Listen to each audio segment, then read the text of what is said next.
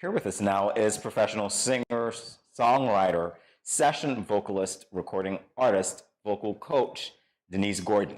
Before we begin this interview, which I'm very hyped for, by the way, because I was actually saying to Denise that we're going to hijack the interview, we're going to forget all about the questions, and we're going to go straight into vocal coach practice session. And by the way, I was going to be the first student, just putting that out there. First one in SKN. But apparently we have to get all through, right, in St. Kitts. We have to get right through, all these questions and all these things. Yeah, it sounds bad, doesn't it? Not really, because we're going to go to a clip of Denise singing right now. Yeah. So let's take a look at that. I'll fly away, yeah, to a home on God's celestial shore. I'll fly away, yeah, I'll fly away. Oh, glory said I'll fly away, yeah, when I die, hallelujah, by and by I'll fly away. Well, there'll be just a few more weary days and then, oh, I'll fly away, yeah, to a home where my joy will never, never end. Yeah, I'll fly away, yeah, I'll fly away. Oh, glory said I'll fly away, yeah, when I die, hallelujah, by and by I'll fly away, yeah.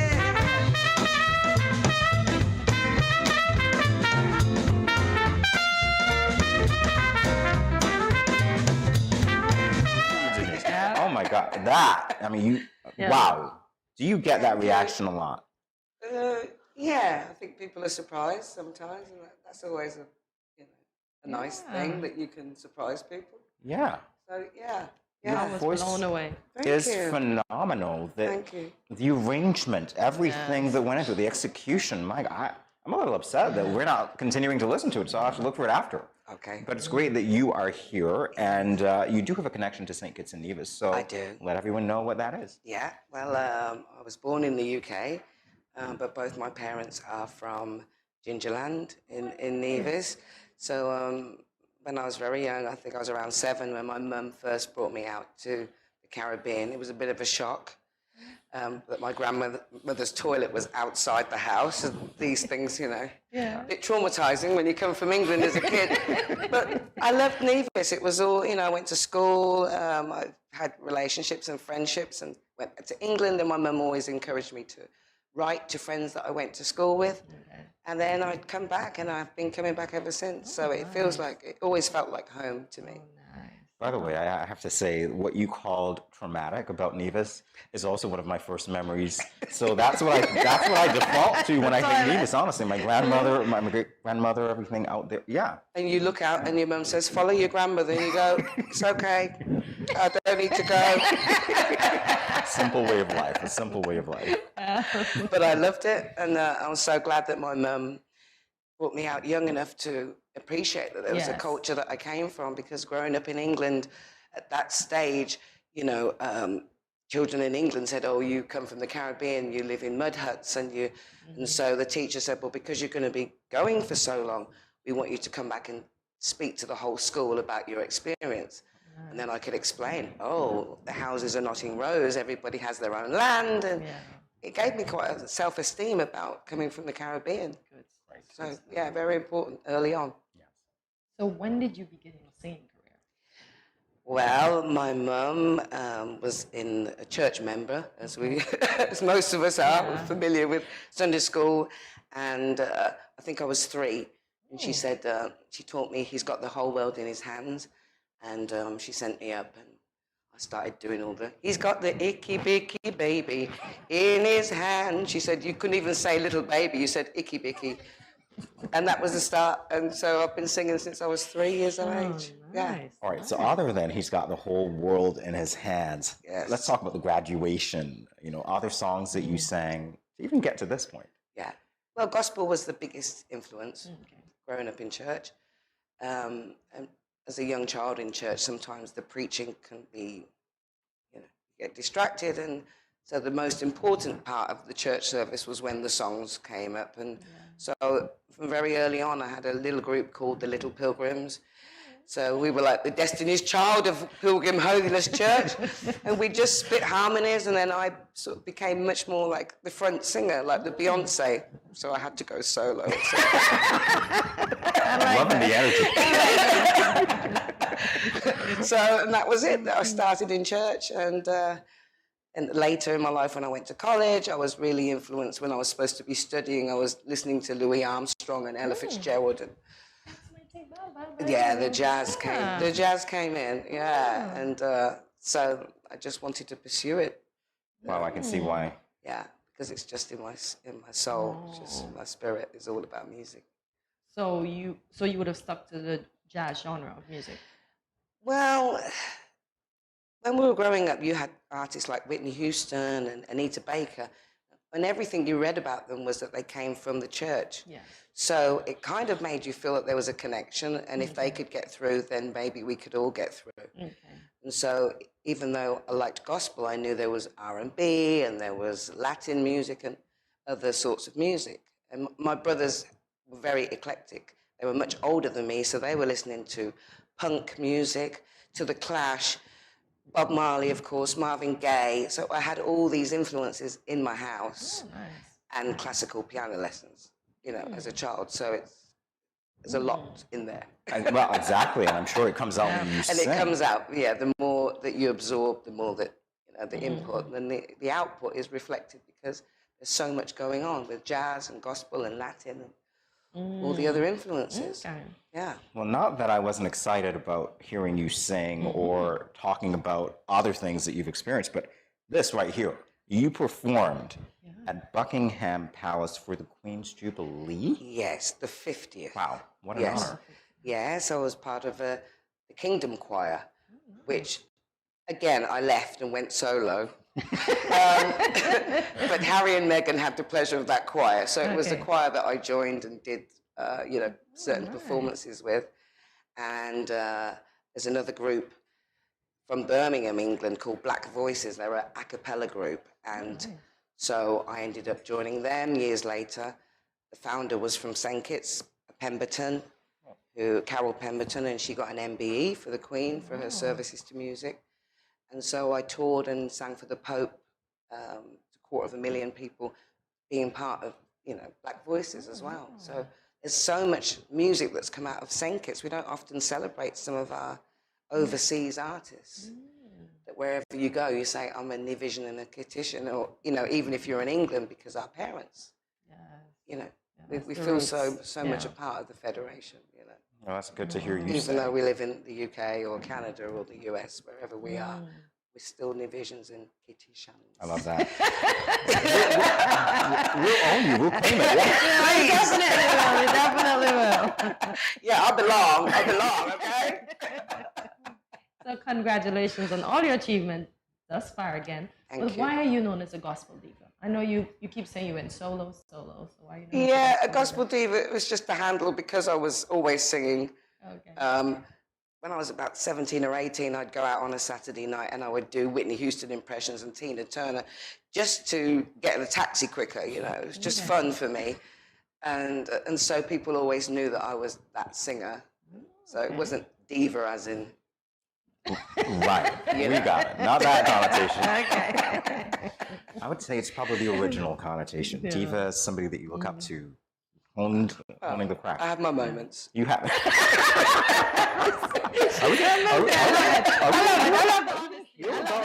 I love it. I love it. Save that for interview 2. All right. This is a nice interview. I'll be back. All right, so let's talk about the fact that, okay, you mentioned some of this. You were a lead singer in your church by age 11. Yeah. I have to ask you, though, older people in the congregation, when they hear an 11-year-old singing, what did they have to say? What was their feedback? What did that do for you, hearing that? Well, as you know, when you're pre-teens, there's certain things that suddenly become awkward or you're embarrassed about.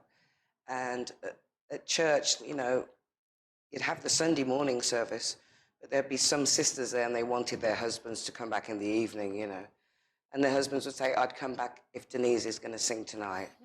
So the whole church is looking at you like, you better sing, girl. But it was a pressure.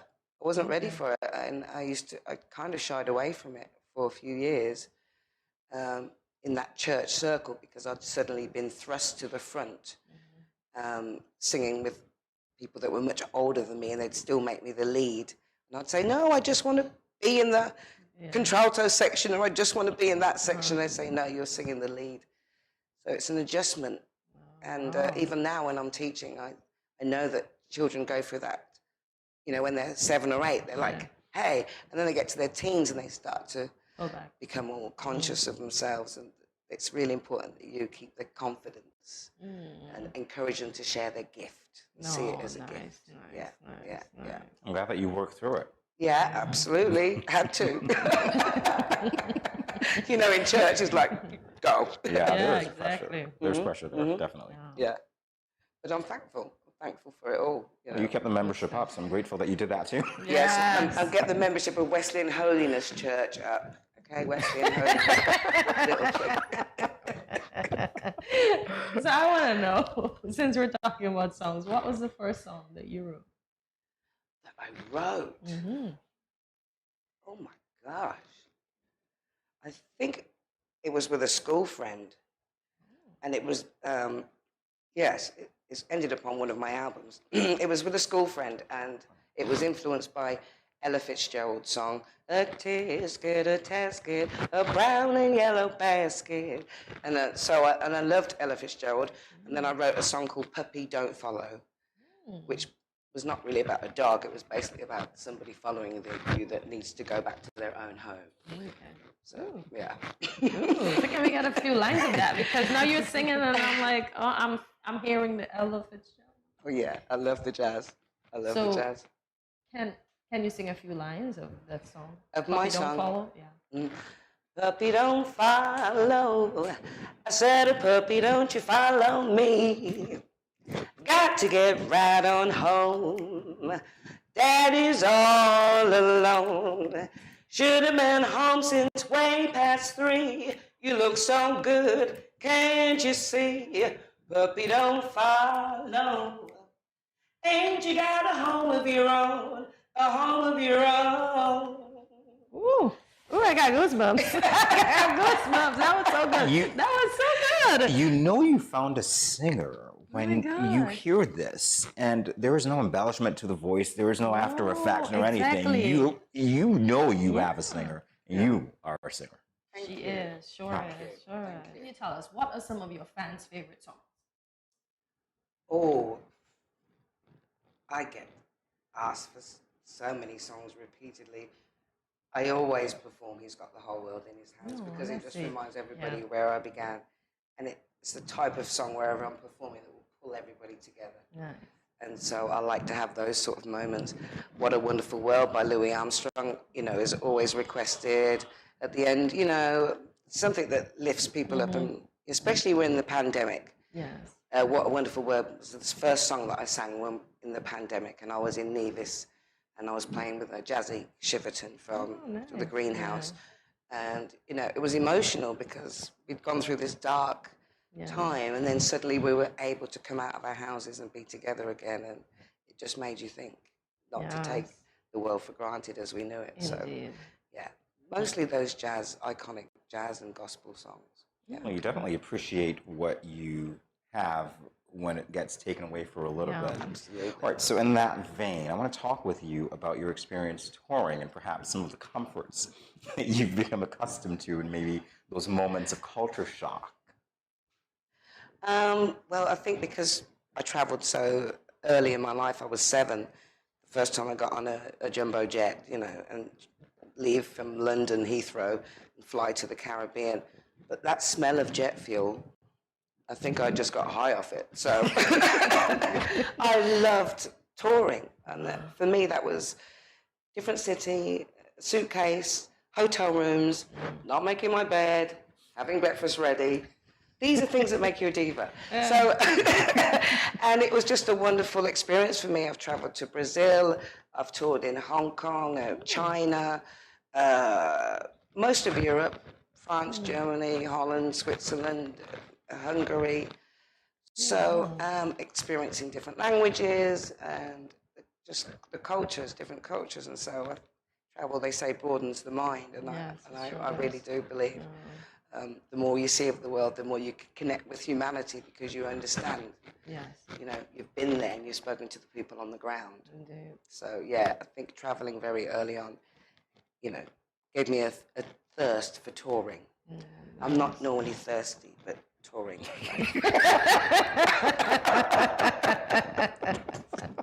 Well, that's okay. So which one of these countries was your favorite? Which one stood out the most to you? I think Brazil. Okay. I think touring in Brazil, because it felt so much like the Caribbean. I was like, whoa! I didn't expect it to feel so Caribbean.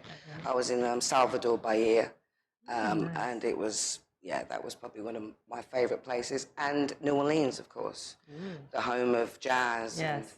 And my mum's favorite singer was Mahalia Jackson from New Orleans, and she loved Louis Armstrong. So we've had the gospel and jazz influence there as well through the music. You were saying that the song that we played at the beginning of this interview was actually recorded in New Orleans. In New Orleans, yes. Yeah. Wow. One of your favorite places. One of my favorite places. Hi, New Orleans, if anybody's watching in New Orleans. I love the city. They just embraced me there. Everybody said, girl, you sound like you're from New Orleans. But because of the gospel tradition, you just can connect. And so I made the album in, I think, 3 days with 15 musicians. Just because I knew they were all church musicians and I could just hire them and they'd know all the songs. And so that I'll Fly Away is on an album that I produced there called Sunday Service.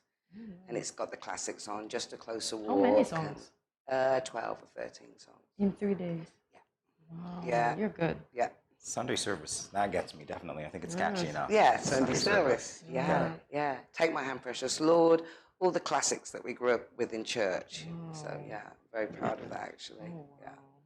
Have you transitioned away from those classics, still in the gospel genre, to give us something a little different? Or? I prefer the old hymns. And, you know, if someone passes away and there's a church service, they'll say, Get Denise. So, Amazing Grace. And those songs, for me, are the real gospel music. Some modern churches now, I don't get the same connection to the songs.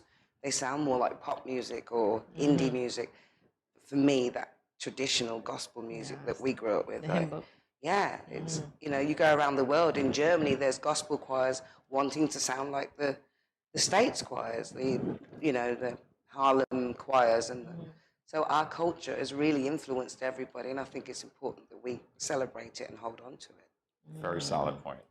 Right. Thank you.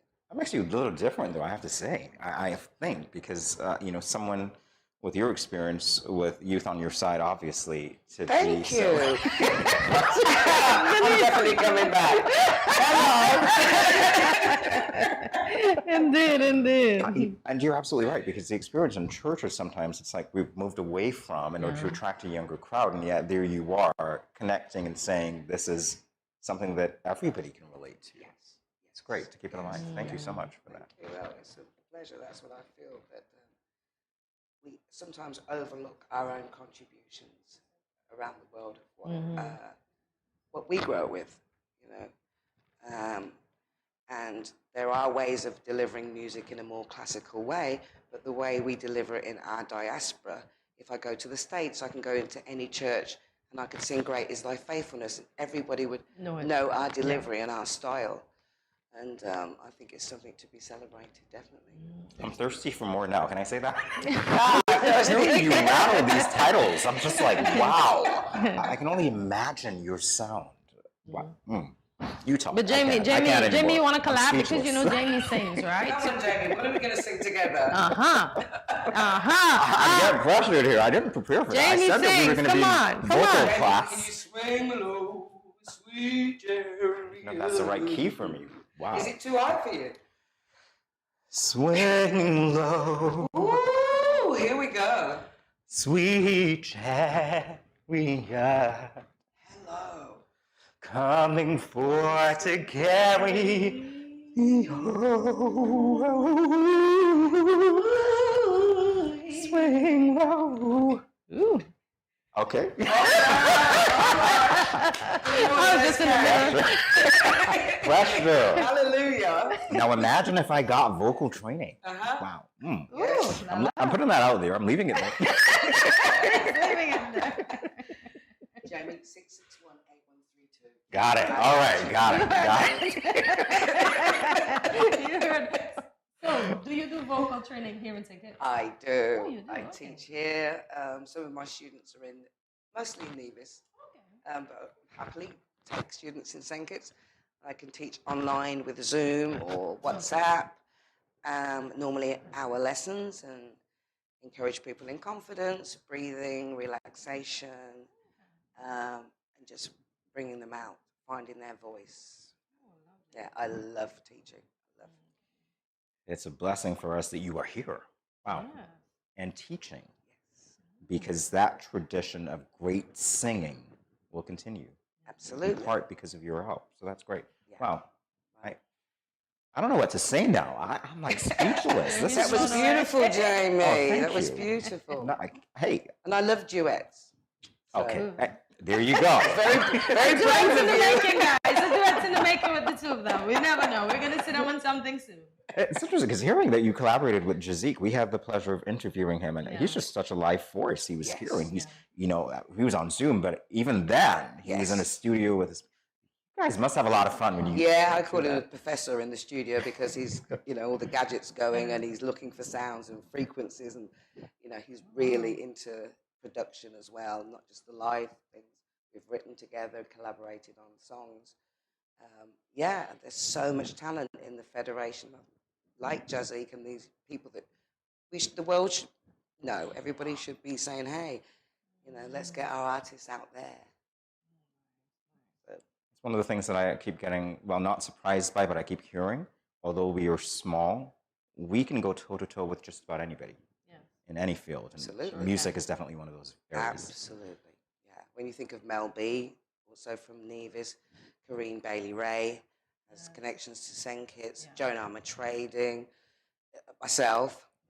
The diva, the gospel diva. I love it. Yeah. Yeah, there's a lot of talent to be celebrated from here.